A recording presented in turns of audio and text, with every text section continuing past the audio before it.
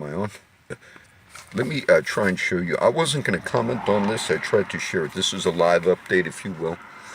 This was simply, I saw it. It's two officers chasing a spring breaker. And I saw this. It's not a big thing, but I'll comment on it. I saw it online on the computer. I was going to share it. Now, I hope you can hear me, being I'm outside. And, I guess I'm getting some. I was going to share it. Just to simply note, as I read the article, it was just two cops. Spring break is here, and two officers saw a kid with a beer bottle or a glass container, which is illegal on the beaches. So the officer himself said, I wasn't going to give him a citation. I was just going to ID him and let him go. But then what it turned into is a foot chase. And if you see that picture I showed, now how easily could that foot chase lend into a scuffle and then a shooting? And I've simply commented in the past, if you think you have somebody that you were just going to cite or simply ID him and tell him you can't have glass, then the kid runs. Is it appropriate policy to then begin that type of a foot pursuit, which could lead to something? I wasn't going to mention it, and I just stopped. I have some things I'm working on today, and I had just stopped at a 7-Eleven or a Circle K. It just happened there was it looks like a college football player. It's a very big black kid. And he might be one of the college football players. Maybe got a side job making money at Stripes, which is good. But I mean, real big guy. And as I was checking out and bought the paper, he started looking at it and kind of laughed a little like, huh. And I kind of started talking. I said, brother, I said I was going to comment on this today because I saw this article earlier. And I said, I do speak on issues. And I told him what I just said to you, and he's kind of agreed, like, yeah. I said, it's just the question I had on that was what I just explained. I don't want to continue on the situation, but the one we spoke on yesterday, it fits with a few things, and then there's some national issues I might speak on. But the woman I spoke about yesterday,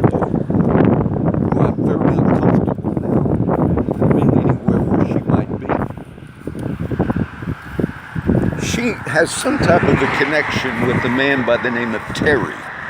I do not know this man, Terry, but the other day, maybe I'll go behind this sign over here. The other day, I actually seen him. I'm not sure if this man works for the city, and the reason I mention this is this woman I spoke about yesterday, she also, at one time, assaulted Pastor Ray's dog. Physically, at Brother Ray's Church Without Walls, where he feeds people. And she seems to have targeted the various homeless ministries for whatever reason, I don't know.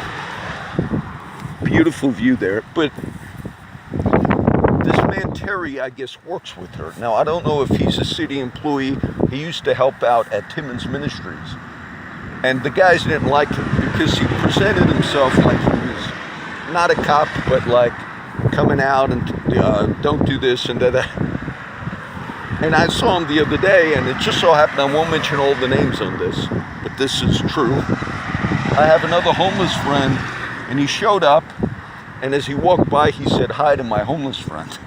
And my homeless friend said, don't you talk to me, because you're trying to shut down my pastor. He was referring to Brother Ray. And the guy just kind of walked away. And how she works with this guy somehow, and they kind of targeted the homeless ministries. The view is they're all a bunch of alcoholics and no good people, which was the one this girl expressed to me. Or at least a bunch of alcoholic type thing. And I had another friend just happened Saturday. I've helped with various street ministries, helping them over the years, kind of just working with them. And this other friend told me that the same person connected to the other one, the woman, his name is Terry, he contacted her, and they were going to bring charges, I guess, against Brother Ray and transfer Church Without Walls, all the official nonprofit Pastor Ray has, they're going to transfer it to this other woman who also works with homeless people. And she was asking me for my advice. I won't share her name. And she said, John, they did that without asking me, without my permission. And they worked with the city to shut down, to take that Church Without Walls away from Pastor Ray and to transmit everything to her. And she said, I was mad because they didn't ask me about it. And all of this stuff, collusion, the way this city functions, it's problematic to me. Now, the news I'll get to because I wasn't going to get to too much of it. I joined the group Anonymous on Facebook like 3 days ago. Sure enough, they had a video, and it was on Anonymous, which is meant to expose corruption and lying, even on a world scale. It was a very interesting video. I could have shared it. It would probably still be on my Facebook wall somewhere. But it showed all of the fake media, particularly in Syria, and it showed multiple pictures of people who faked injuries, deaths, and poisoning from the so-called chemical weapons. Now, this is going to have to do something with what I'm going to discuss in a second. But it showed people who basically claimed that they were wounded, injured, and children. And I remember seeing these videos, and I said 2 years ago, 3 years ago, CNN and the other media outlets, they will say when they post these videos of children that are injured in gas attacks and all, they will say it's unverified, but they still post them. And I questioned many of them. I said, this could be propaganda. Well, what this individual on Anonymous did, he put a collage together, and he proved it. And he showed video after video after video that, like, right after they had the child who looked like he was injured. Many of us have seen these on national media. Then later, 10 minutes later, the child was fine. Or the same example over and over and over. Now, this is manipulation for those who want to have a war with Russia, people who work behind the scenes. The news today also had the Russian news agency, and our media is not really covering it because they're caught up with Stormy Daniels and all this other stuff. But they basically said the U.S. is there's going to be a fake chemical attack that the rebels are going to do. Now, some might have been done before, but what the U.S., quote, intelligence agencies have said, and now you see all the manipulation in our intelligence agencies, but they used to say, oh no, this came from Damascus, meaning this came from Bashar Assad, the leader of Syria, so we could go in and hit him in what's going on in Syria. But yet at the same time, it's questionable whether or not the rebels fighting Assad in Syria, who we are backing, whether or not they are releasing these gas attacks as well in order to get us to go in and strike. Now, this concerns us because Russia said on their news agency yesterday, the U.S. is looking for an excuse. We have evidence, according to Syria and Russia, that the rebels are going to do another fake chemical weapons release. And Russia said, and if you do it, we're going to basically consider it like an act of war. Now, after all that's going on, these are big issues. But the media is going to allow the former porn star who Trump possibly had an affair with, I think he did. They're going to give her an interview on a main news site. I forget if it's 60 Minutes or whatever. Now remember this. When Paula Jones and Kathleen Wiley and all the women with the Bill Clinton thing, and this only serves for the purpose of to show you the media. They represented those women, if you will, as trailer trash, sluts, and things of that nature. And these were women who were not porn stars and did not spend their career having sex on film. But yet, because they said they were questionable, they did not deserve their cases to be covered and never to give a prime time interview with one of them. Now, the same media, can you imagine if those women who have accused Clinton were porn stars? Immediately they would trash them. But yet they're going to give her top coverage. And how much are they going to give you about what I just said? About zero. Okay? About zero you will hear what I just described to you. So this is not a media. This is a game that they're doing. Rex Tillerson, the Secretary of State, this is really the top news for today if you were a news watcher. He was fired by Trump. The media's going crazy about it. Sort of like, oh, look at the dysfunction and all. I actually read the statements and the tweets and all. Trump did it in a professional manner. He told Mr. Tillerson Friday, I'm going to replace you with the CIA Director Mike Pompeo. And then I read, in his firing of Tillerson, he said, you served well and all, but it's time for you to move on. And then I read what Trump said. If you simply read, it's totally probably true. He said, you know, me and Rex Tillerson were really not on the same wavelength, particularly in the Iran.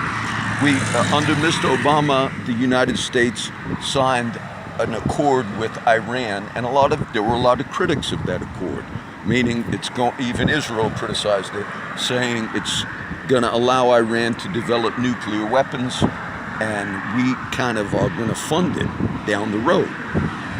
Mr. Trump was against that, and a lot of people were against it, and some were for it.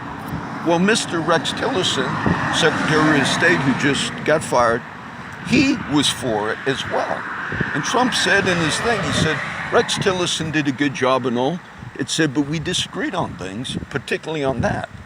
Now, it would be difficult to have a Secretary of State who would say, I believe strongly in the Iranian nuclear deal, while the president himself has openly said, I think it's a bad deal. It's hard to do international policy. And that's basically what Trump explained. The media really doesn't tell you that. They make it look like a huge sham and scam and game, but that's the honest view. And that's true because we're just about to have, Mr. Trump is just about to have these meetings with Kim Jong-un of North Korea. And so it would be hard to go in there on a national level. I heard Andrea Mitchell on the news. Look, I didn't even have to fact check her. She's supposedly a top news person. Many in the media are so upset that Mr. Trump is going to have this meeting with Kim Jong-un.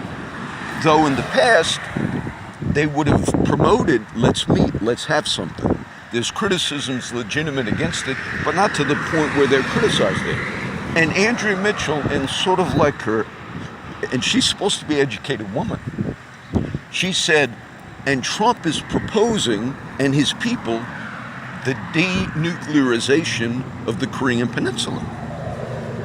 Meaning, yes, that's actually what all the presidents, as far back as I can remember, proposed. The denuclearization of the Korean Peninsula. Meaning, who has nukes in the Korean Peninsula? North Korea. We do not have nukes in South Korea. What we have in South Korea and other places of the world, to the consternation of Putin, is anti-nuke devices, meaning hopefully we could shoot them down if something happened, shields and all this. Those are non-nuclear. Andrea Mitchell said on national television, and I heard her. She said, we can't be for the denuclearization because we ourselves have a nuclear protection shield in South Korea. She gave the implication that we have nukes in South Korea. We do not have nukes in South Korea. We have what I just explained, anti-missiles, things that we could shoot down. We provide defense like that. So she told the whole world, including North Korea and Russia, that basically we have nukes in South Korea. These people are uneducated. And she said that in her anger towards Trump. And because of the loose lips that sink ships, can you imagine the propaganda you can have over something like that? So I'll just do this quick update because I wanted to mention those issues. It's a beautiful, I'm going somewhere else right now, but I'll do that little update, all right? It's sort of like a news update. God bless everybody.